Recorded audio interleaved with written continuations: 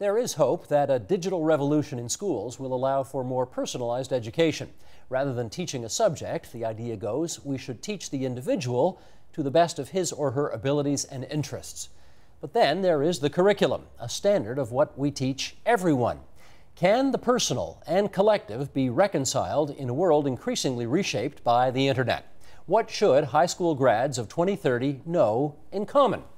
Joining us now to help answer that, in Charlottesville, Virginia, E.D. Hirsch, Jr. He's Professor Emeritus at the University of Virginia and author of Cultural Literacy.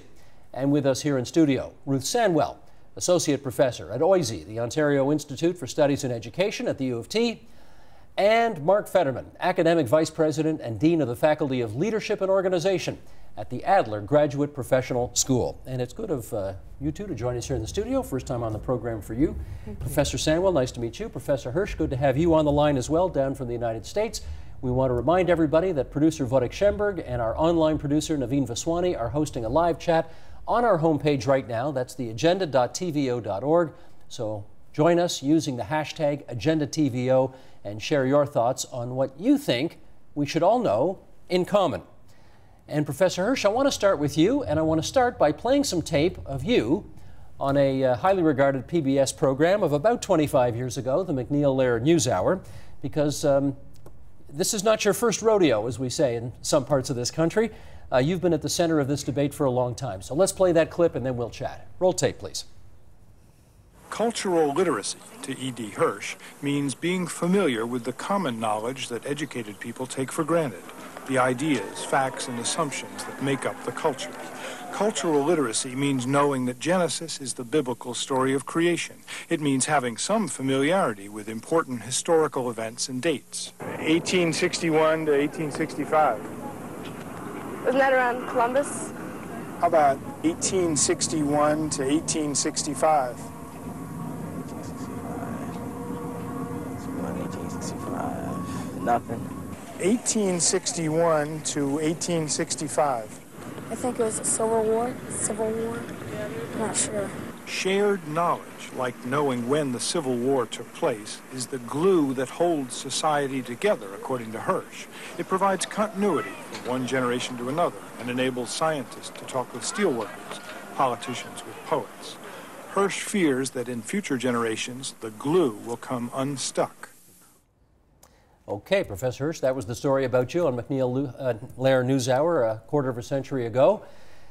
Tell me, have we made much progress since you raised those issues about cultural literacy all that time ago?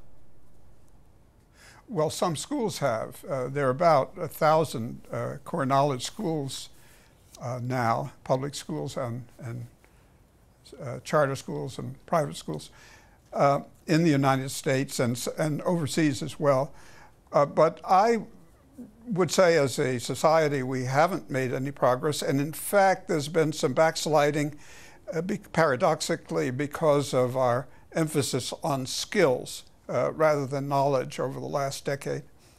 You would put the focus on a greater emphasis on developing skills? I would put the focus on knowledge rather than skills for a simple reason that the evidence from psychological studies is that you can't have one without the other. And so the skills are not transferable from one domain to another. They're what the psychologists call domain specific. So if you want to be knowledgeable about history, you already have to know some history. Okay. That's the paradox. It takes domain knowledge to learn more. Well, here's what you recommended at that time, that somebody, a typical American student, if you will, by the end of the 6th grade ought to know the following. They ought to be able to locate on a map Micronesia, Zimbabwe, Tel Aviv. They should recognize the terms Monroe Doctrine and Underground Railroad.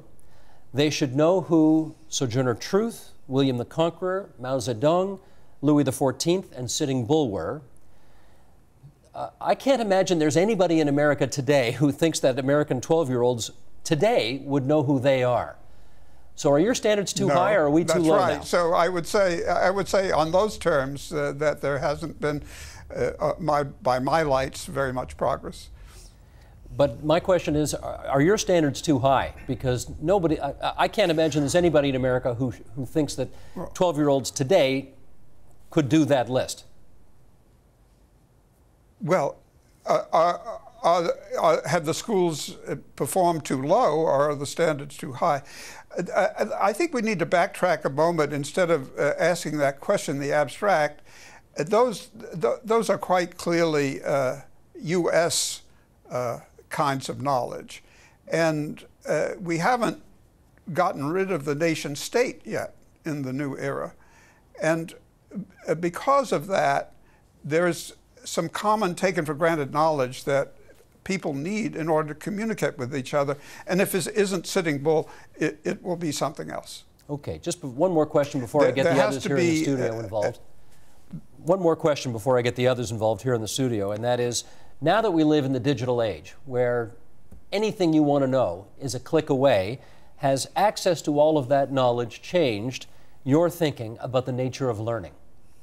My view is that it's a tremendous tool. I mean, it certainly has changed my life, and it's changed the way I can learn things and write things and everything along that line. But on the other hand, I've been lucky enough to have a pretty good education, so I can take advantage of the internet.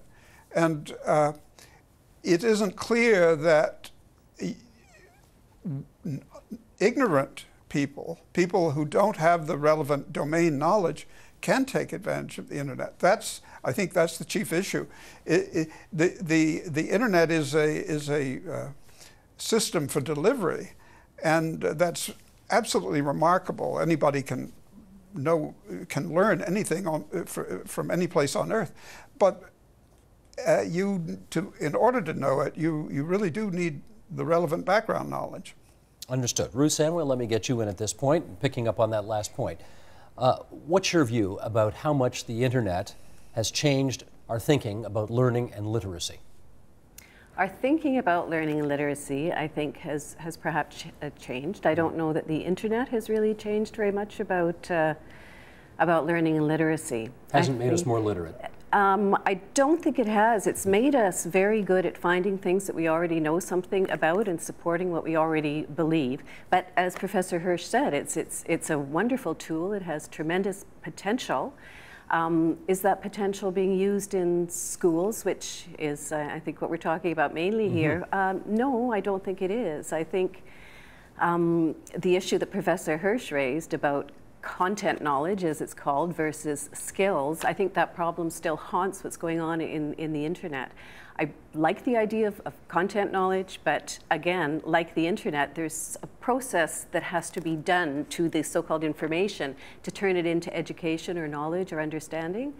And that process still leaves something, to be delivered in that department. Well, I guess we ask, Mark, because the conventional wisdom is, if you're a young person today and you have access to absolutely every bit of information in the world that you could want a click away, then the chances are you ought to have a better shot at knowing where Tel Aviv is on the map, or who Sitting Bull was, or that 1861 to 1865 is the U.S. Civil War. Yes. Right. Not the case? Yes, but. Okay. And the but is really important. I can find any particular factoid with appropriate search engine skills. That's true.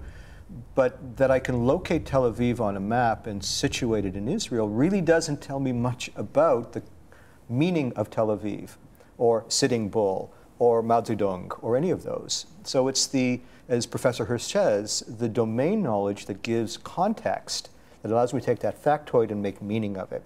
So it's not knowing the facts per se as individual little points, but rather it's the larger pattern that I think we're really talking about in education. To get that pattern of meaning, we need to have broad common knowledge. Well, okay, maybe we're splitting hairs here, but to have this broader pattern that you're talking about, or broader common, everybody has to know just a bunch of basics, don't they? If we're all going to inhabit the same world and be able to speak to each other? Yes. The question is, what are those basics? And therein lies the big debate. For example, the question of U.S.-specific knowledge for U.S. students might be great if the U.S. was the only nation that existed on Earth. Now, some people believe that, the fact of the matter is that we are globally connected. You know, we're ubiquitously connected. We're always connected, and therefore, what happens in some other place in the world truly affects us here. What that means is we have to understand the history, the culture, the context, how the people on the other side of the world make meaning of their facts.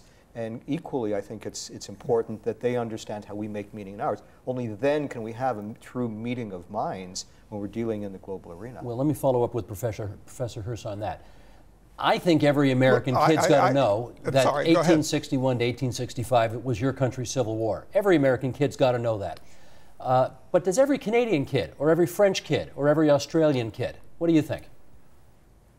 No, that is a very good point. I'm sorry, I am bad at remembering names, but it was an excellent point just made, and I agree. You can't be centered on your own isolated national culture, and it has to be quite global. But it needs to be centered in your own community and your own society, clearly. So it's a both-and question. And I simply agree with what both speakers have just said about that need and about the use of the internet.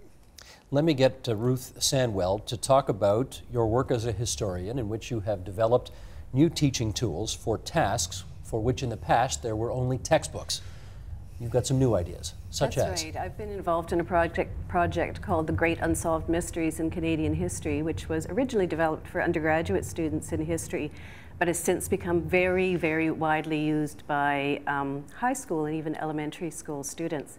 And the premise of the project was, well, came out of my own graduate work in enjoying the process of doing history, learning about history, doing the detective work, only to find when I started teaching undergraduates as a graduate student that it was exactly the same as when I had been an undergraduate student, which was somebody giving lectures and the students taking notes, and everything that made history so fascinating, interesting, enjoyable, meaningful, and worthwhile was completely erased as it was turned into a product that was served up to the students, and then the students would regurgitate them on demand for the at the exam. So what we did, I worked with a colleague, John Lutz, both of us graduate students at the time, and we created a mystery. It was a mystery based on a tiny event in my doctoral research. And we developed a project called Who Killed William Robinson, about an African-American man living on Salt Spring Island in British Columbia in this tiny community who was murdered, and a First Nations man was hanged for the crime. When? 1868. Okay. So we began, what we did for our project, and this was right at the beginning of the World Wide Web, we decided to get all the evidence, all the documents, all the primary source evidence we could, and to organize it slightly, put it on the website, and then ask the students or the people using the site who killed William Robinson. And we structured it a bit to give them the kinds of context that you need in order to understand the evidence and evaluate it, and we invited them to solve the mystery. It was extremely successful in terms of people liking it, but also in terms of getting teachers to use it to engage their students in the process of historical. With everybody. Better engagement, but also, so they loved that. It was just so interesting. The documents were so alive for them, but more than that, it forced them, I have to say, forced them, if they were going to solve the mystery, to learn to think historically. And this gets back to Professor Hirsch's and your own discussion of disciplinary thinking. So it's worked extremely well. It's extremely difficult for students, but because we have chosen, now there are 12 in the series, each of which looks at, for the most part, an unknown mystery, but it's the process of learning how to think historically that I believe is grounds them in understanding. And let me ask Mark, to your view, is this a better way to learn history? I think it is. You give the students, number one, an engaging process so that it's not about learning the facts, but it's really uncovering the historical process. Second, because they are more engaged, it has more meaning and therefore sticks. There was a great project done by some OISE grad students in the curriculum teaching and learning where they did an experiment of teaching biology, and particularly disease biology, at the high school level.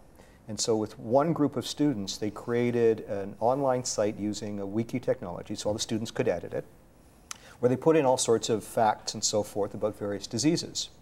And then with those students, they played doctors with patients presenting symptoms. And they had to actually search and research to be able to diagnose the pseudo-patient. What they found was that the students who learned this way, by co-creating knowledge, by building it, by having a live application that felt meaningful to them, actually performed better on tests than students taught the same material in the conventional way. They retained it longer, they got higher marks, and they were able to apply the process to other endeavors in science. So it's a much better way to have more engaged students and much more interested students. I don't know if this is actually co-creating knowledge. Maybe it is. But if it is, Professor Hirsch, what do you think of it? Well, I'm very much a product person rather than a process person. That is, I admire inventive and successful modes of pedagogy. But I very much am interested in what abilities and competencies the student ends up with, particularly at the school leaving age, so that one needs to have, in my view, a coherent progress and cumulative progress of domain knowledge in various domains throughout the school curriculum. And inventive ways of conveying that knowledge and are very important. And perhaps the only reservation I would have would be the question of there is such a thing as historical thinking or scientific thinking. I'm very much of the Percy Bridgman school. He was a Nobel Prize physicist, Percy Bridgman. He wrote a lot about scientific method, and his point was that scientific problems tend to be very immersed problems.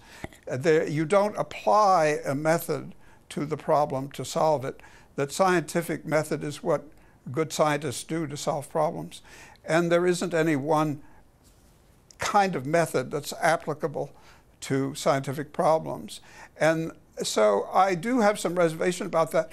But on the whole, I am very much in favor of these lively motivational modes of teaching. Well, let's see what we think of the next one. That's one example. We're going to show video right now of history being taught in a different kind of a way. Roll tape, please. Ooh, the marching, here they come in the sun. Armies of King Philip of Macedonia. Ooh, see the good on the run. They gotta run. Defeated at the Battle of Chaeronea. Did all the great cities south and Sparta, Thebes, Alexander tried to unite all to fight Persians in Asia Minor. Okay, Amy Burval, who's a history teacher in Hawaii and obviously using music videos, Mark, to teach history. What do we think of this idea? Love it. You love it? I absolutely love it. Because it creates, it puts the historical facts in a context that immediately engages students. So they get an interest in it. They see that it's cool, but that allows the teacher to reach the students in a way that they understand, to then, teach the facts, have conversations around it. In fact, I use similar methods in my own class. Tonight, I'm actually going to be teaching a class in critical analysis, which is issues of feminism and power and so on. And I'm doing a critical reading of the story Little Red Riding Hood to show graduate students how you can look at things from a critical perspective. I'm introducing the class with Sam the Sham and the Pharaoh's Little Red Riding Hood from the 1960s. So it engages the students, it creates an interest, and then we can lead into the content and spur the conversation, even for adult learners. And you might sell a few records for the knack while you're at it. Well, there we go. Do you like this idea, this music video? Yes, I think it's great. I mean, I think anything that engages students is a really good starting point. And again, this is the same idea of progressive education that we've had for almost 100 years now, that the way to teach people, and this is the origins of the skill-based approach, is to, first of all, you get their interest, you get the hooks into them, and then you're able to teach them more. I have the reservations that I have are about that. I think the progressive educators stopped a little bit too soon. They were very good, paid really appropriate attention to the fact that learning is really, really hard. I mean, I think teaching is hard, but learning is really, really hard. There are all kinds of obstacles to it. So the progressive educators, and we see this in a lot of the new media uses, are really taking good advantage of the fact of trying to address those difficulties. But I still think it's not enough. There is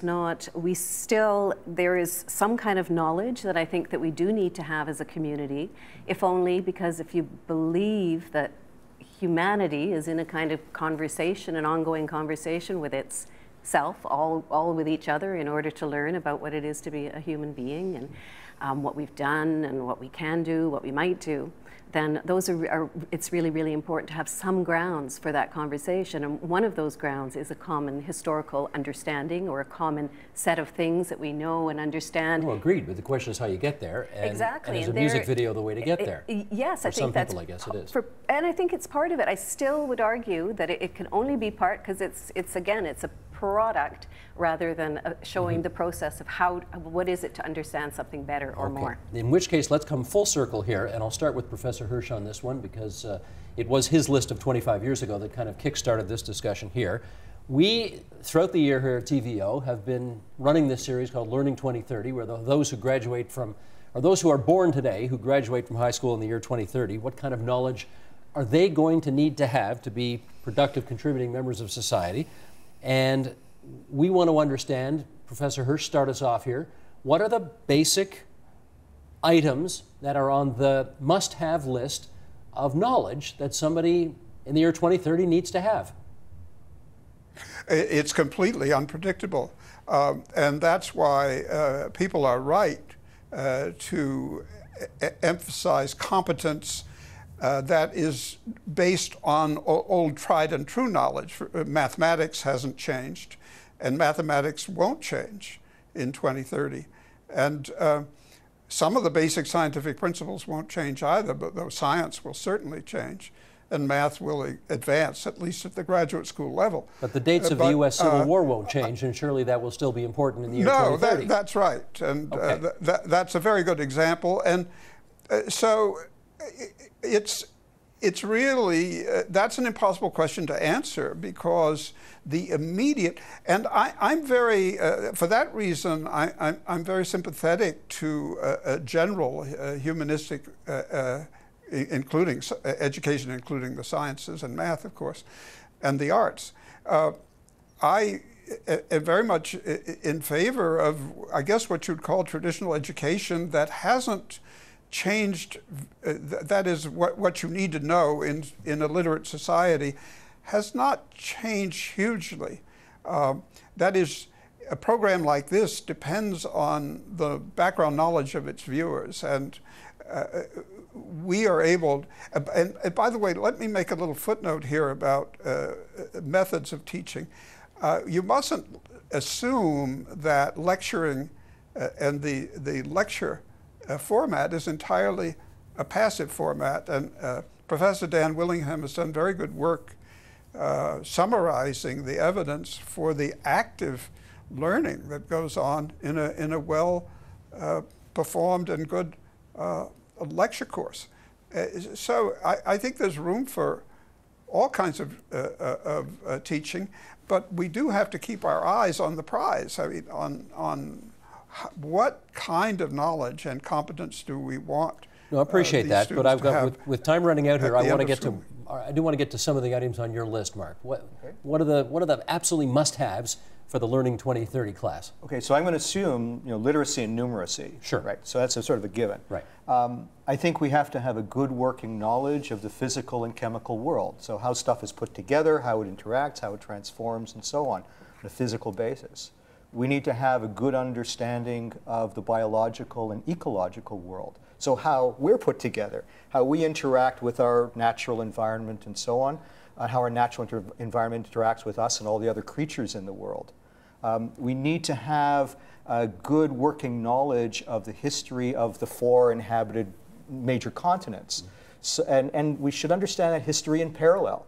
so that the War of 1812 isn't only a North American event, it also was a European event, and that informed that. It actually informs the political challenges we're facing here in Canada today. We need to have a good working knowledge of cultural production.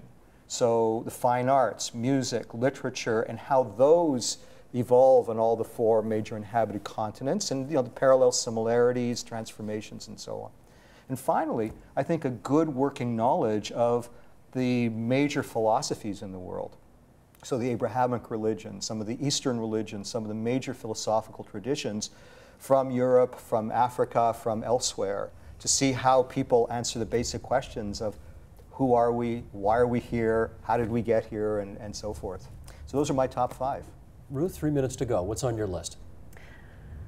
I like the idea of having a fixed body of knowledge that people know. My problem is, how do you get students to have that? And the research is pretty clear that people, you may get them to cram for a test, but they're not going to actually remember what it is, and they may not actually believe, it turns out, what they are reciting on a test as well. So that's a huge problem. So the questions that I have are all about engagement of the students in the question itself. So the questions that I had is, students should be able to identify where they live on a map, and argue the significance of 10 key events and issues in the short and long-term history of that place. Huh. Second, so it's for them to learn about what historical significance is, what counts, what doesn't count. Secondly, I think they should be able to identify, chronologically place, and construct a convincing argument for what they consider to be the world's and Canada's 10 most significant events. So state and account for it. I think they ought to know where their food comes from, and how it is produced, the consequences of production, transportation, and consumption. I think they should know the same about energy, not just in Canada, but around the world. Finally, I think that they ought to be able to present, and this is a little, perhaps this is eccentric and perhaps asking a lot, but I think they should be able to, by the end of high school, present a convincing evidence-based argument for the 5 most serious problems confronting the world and human populations inside that world, and provide a scientifically plausible, reasoned 50-year plan for solving at least one of them. That intellectual exercise and research would be a really nice starting point for the human race to have common grounds for a discussion. That's a great list, but you're breaking Mark's heart with no reference to philosophers on that list. The philosophy will come out. Like any time that you want to discuss significance, I've seen students do that. They get right into well, what do you mean by significant? To whom? And what do you? So that is, yeah, that's embedded, I hope, in this list. Professor Hirsch, I've only got about a minute and a half to go, but I would like you to speak to this, which is there's been a lot of attention lately to the fact that handwriting as a skill may be gone by the year 2030. And we have a prominent columnist in Canada named Andrew Coyne who wrote about that. We are becoming different people now. Our brains are almost certainly being restructured by interacting with computers all day long. There's nothing wrong with that, but it would be a shame if that were all we knew. If one day we found ourselves cut off from our ancestors, unable to fully comprehend the thoughts they composed, having forgotten how they used to compose them. The loss of handwriting, does that trouble you? Not very much. I have grandchildren who don't seem to be able to write cursive, and they seem to be getting along just fine. I wouldn't put it in my absolute top category. And let me just, if I might, mention one last thing about the list of things that people should know. I think that my complaint in the past about these lists and these general aims is that they haven't been specific.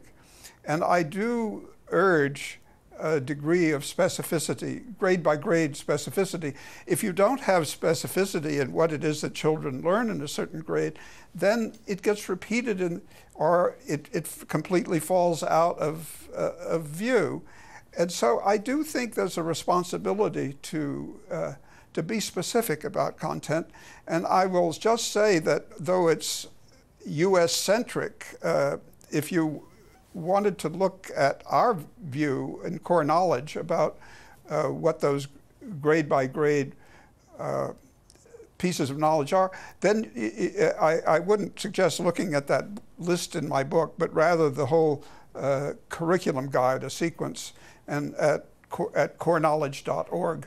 And there it's online for anybody to see. Very specific kinds of knowledge, which include, by the way, the things that have been presented here. Very good. We give our friend from Charlottesville, Virginia, the last word on the program tonight. E.D. Hirsch Jr., thanks so much for joining us on the line down there. Ruth Sandwell from Oise, Mark Fetterman from the Adler Graduate Professional School. Thanks so much to you two as well for joining us tonight. Thank you. Thank you, Steve. Support Ontario's public television. Donate at tvo.org.